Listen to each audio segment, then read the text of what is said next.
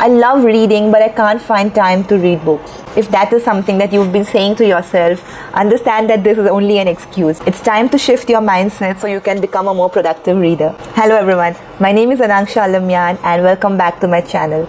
I'm an avid reader who reads more than 90 books every year. From all these years of reading so many books, I've understood that your reading doesn't require you to have lots of time. You need some tiny habits and some tiny mindset shifts that can increase your productivity as a reader. In today's video, I'm going to share 12 tiny habits that help me read more than 90 books each year. Excited to know more? Let's dive right in. Number 1, have a reading North Star. A North Star means a goal. You can have a goal of reading 50 books or 20 books, 30 books each year.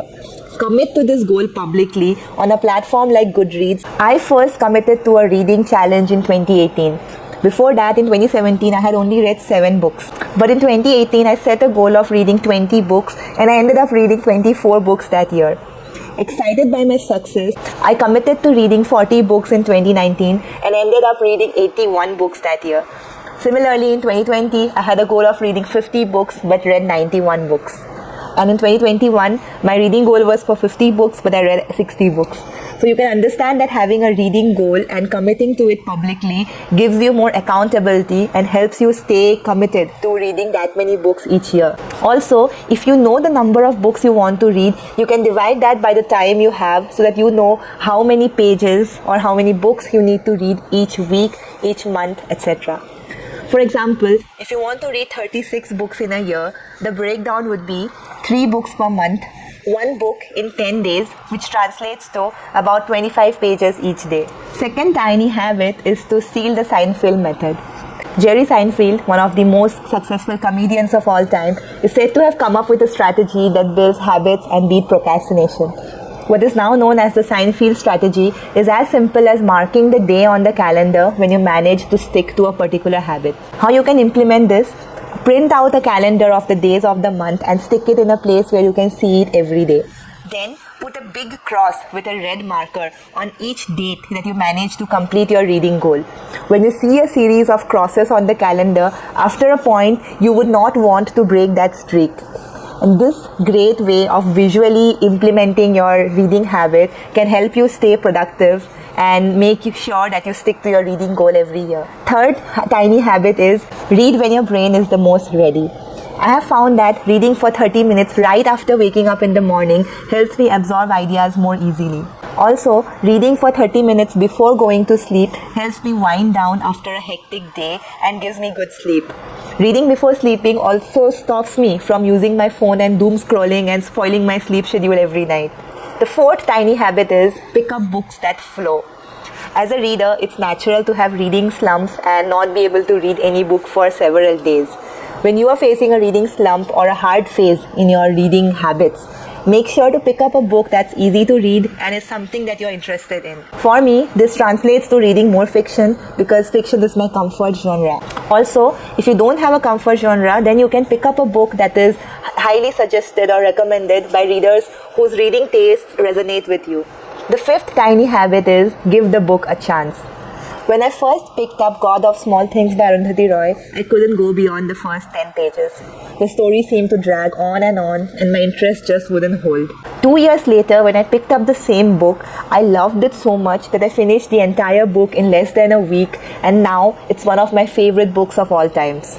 This is something I have learned as a reader, that if you want to complete a book, you need to give it a chance. The first 50 pages might not hold your interest, but if you can go beyond the first 50 pages, it is easy to love the book better. So aim to read at least 25 to 50 pages before quitting a book.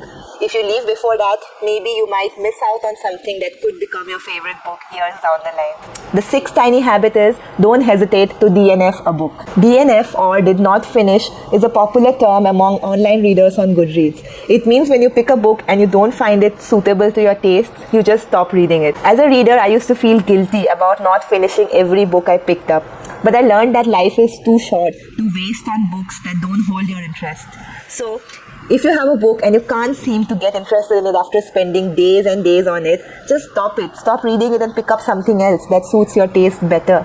The seventh tiny habit is turn your phone into a productivity device. In 2021, my family suffered through a loss, because of which I had to attend multiple family gatherings and sit through days and days of just not doing anything productive.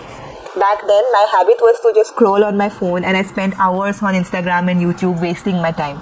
Then, I consciously decided to get out of this habit, so I downloaded PDF versions of some books that I always wanted to read on my phone. Then, when I got bored during these family gatherings, instead of pulling out my phone and scrolling through social media, I started reading the PDF books that I had stored on my phone. This way, I got my reading done, I cut down on my social media usage, and I could stick to my reading goal for that year. This is one of the most underrated productivity hacks that has helped me read so many books. If you don't like reading PDFs, you can also download Kindle or any e-reader on your phone and download the EPUB or Mobi versions of the books that you want to read. The 8th tiny habit is start listening to audiobooks. I have found that listening to audiobooks while doing mindless chores like washing dishes or hanging out clothes to dry, etc. can help you better utilize your time when you're doing stuff that doesn't require you to think actively. Also, audiobooks that are narrated with great quality have that effect of making you feel that you're watching a movie in your head. Download audiobooks, make them your best friends, and improve your reading productivity when you're not actively reading anything. The 9th tiny habit is make books your travel companions. So when you're traveling, carry a book or carry a Kindle with all your books loaded onto it. This way, when you have some free time on your hands, or if you feel especially creative or receptive to ideas, you can sit down and read books. I completed a great murder mystery book on my recent trip to Himachal Pradesh, and I have zero regrets. The 10th tiny habit is don't try to remember everything. So when I was starting to read non-fiction, I was obsessed with remembering every single fact that I came across in the book. So I kept highlighting, making notes, underlining passages, and it took me a long time to finish the book. That way, my reading productivity slowed down a lot and I couldn't hit my reading goal at all. That's when I realized that it's not important to remember every single thing you read. If you can learn and implement even one big idea from each book you read, then your goal as a reader is complete. So the takeaway here is read with the intention of broadening your perspective, not with the goal of underlining and highlighting every passage that feels important. The 11th tiny habit is find reader friends to discuss your takeaways. So when you talk about your biggest takeaways or learnings from a book, you reinforce them in your brain and you make them a part of your life.